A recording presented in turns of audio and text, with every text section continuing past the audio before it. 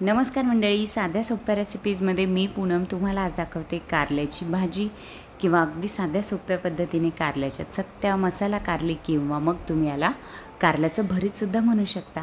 तर 3 कारली मी घेतले, छोट्या साईजची म्हणजेच अर्धा पाव कारली घेतली आहे। स्लाइसमध्ये कट करून घ्यायचे आहे। कढई तापत ठेवली, कढईमध्ये 1 ते 1.5 ग्लास पाणी घालायचं आहे। त्यामध्ये अर्धा लिंबाचा रस पिळायचा आहे। लिंबाच्या सालीसुद्धा त्यातच राहू द्यात आणि पाव चमचा मीठ घालायचं आहे आणि कारली जी आपण कट करून घेतली आहे ती सुद्धा ॲड करून घेऊयात। फास्ट गॅसवर एक उकळी येऊ द्यात आणि नंतर मंद गॅस करून आपण झाकण ठेवणार आहोत कारल्यांवर आणि वाफ येऊ द्यायची आहे। 10 ते 15 मिनिटासाठी आपण ही कारली उकडून घ्यायची आहे। साधारणतः 80% कारली आपल्याला शिजलेली हवी आहेत। तर कारली छान शिजलीत आपली, आपण एका जाळीवर काढून घेऊया जेणेकरून त्यातलं पाणी जे आहे ते सगळं निथळून जाईल आणि त्याचबरोबर कारली थंडही होतील। तर कारली थंड झाल्यानंतर आपण त्याच्या बिया काढून टाकणार आहोत आणि त्याचबरोबर आपण ज्या लिंबाच्या साली त्यामध्ये टाकल्या होत्या त्यासुद्धा बाजूला काढून घेऊयात। या कारल्यासाठी आपल्याला आणखी काय काय साहित्य लागणार आहे ते सुद्धा पाहून घेऊयात। मंडळी, माझ्या चॅनलवर तुम्हाला कारल्याची आणखी एक रेसिपी पाहायला मिळेल, भरली कारली, तर नक्की चॅनलला विजिट करा आणि तीसुद्धा रेसिपी ट्राय करा। तर आपल्याला लागणार आहे 7 ते 8 लसणाच्या पाकळ्या बारीक कट करून, भरपूर कोथिंबीर, अर्धा कांदा आणि अर्धा टोमॅटो बारीक कट करून, 2 हिरव्या मिरच्यांची पेस्ट करायची आहे। तर कढई तापत ठेवली, कढईमध्ये 1 चमचाभर तेल घालायचं आहे किंवा 1 पळीभर तेल घालायचं आहे।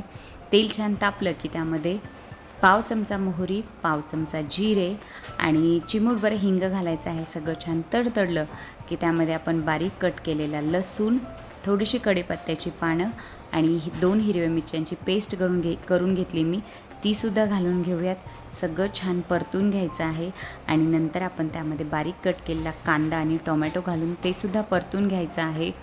मंडळी, तुम्ही जर माझ्या चॅनलवर नवीन असाल तर मी माझ्या चॅनलवर अशा साध्या सोप्या झटपट बनणाऱ्या आणि ज्या रेसिपीज मी माझ्या घरामध्ये माझ्या फॅमिलीसाठी बनवते त्याच इथे अपलोड करत असते। त्यामुळे तुम्ही जर नवीन असाल चॅनलवर तर चॅनलला नक्की विजिट करा। त्याचबरोबर रेसिपी आवडल्यास लाईक करा, शेअर करा आणि माझ्या चॅनलला सबस्क्राईबसुद्धा करा। बेल आयकॉनचं बटन प्रेस करा जेणेकरून माझ्या नवनवीन रेसिपीजचे अपडेट तुम्हाला येत राहतील। तर कांदा आणि टोमॅटो छान परतल्यानंतर आपण त्यामध्ये जी कोथिंबीर आहे ती अर्धी कोथिंबीर आत्ता घालूयात आणि अर्धी कारलं शिजल्यानंतर घालूयात। कोथिंबीर परतून घेतली नंतर त्यामध्ये आपण मसाले ॲड करूयात। तर 1 चमचाभर धण्याची पावडर घालायची आहे, साधारणतः पाव चमचा हळद घालायची आहे आणि फक्त रंगासाठी म्हणून मी याच्यामध्ये अर्धा चमचा लाल मिरची घालणार आहे।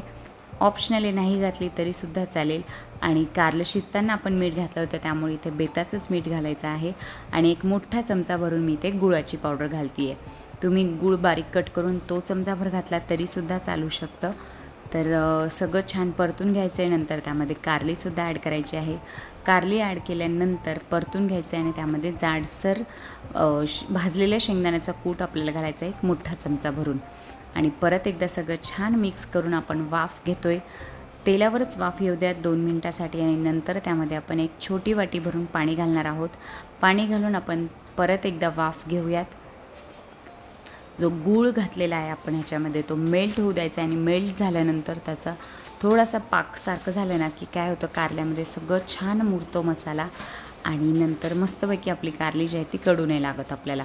तर अशा प्रकारे कारली शिजत आली आहे, थोडंसं पाणी आहे शिल्लक कारल्यात।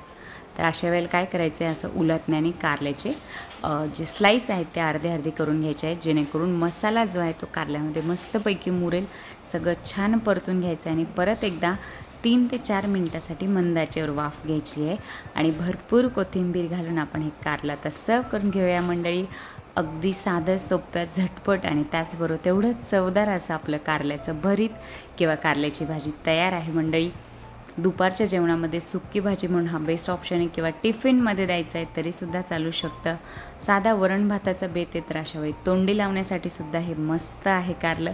तर मंडळी, तुम्हीसुद्धा नक्की बनवून बघा आणि मला कमेंटमध्ये सांगायला विसरू नका की तुम्हाला आवडलं की नाही आवडली। त्याचबरोबर रेसिपी शेवटपर्यंत पाहताय त्यासाठी तुमचे खूप खूप थँक्यू। बाय।